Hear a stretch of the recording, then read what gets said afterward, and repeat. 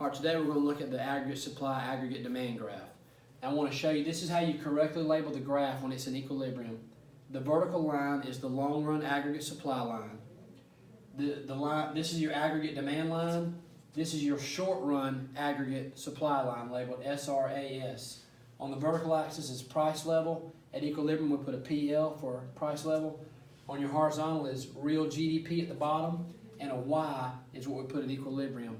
Y means several things. Y means GDP, Y means income, and Y means employment. So when anything that shifts to the right is an increase in all of those three.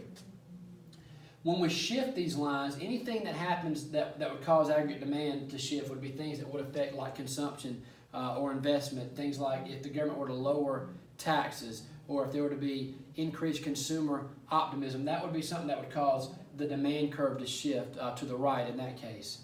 Things that would shift supply would be things that affect the material prices, or cost of inputs, or labor, wages go up or down. That would shift supply.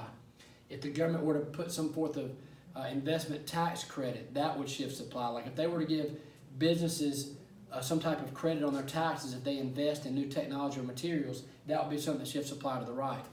So when you shift a line to the right, it should look like this right here, right or left.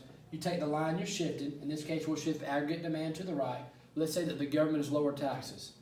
We'll take and we'll shift aggregate demand to the right. We'll draw a new line. We'll call the new line AD1. Here's our new equilibrium where it crosses the short run aggregate supply. We'll come over this way. Our price level goes up in the economy because people are demanding more goods. We'll come down here.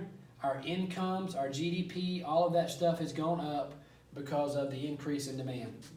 And it would look like this when you finish the shift.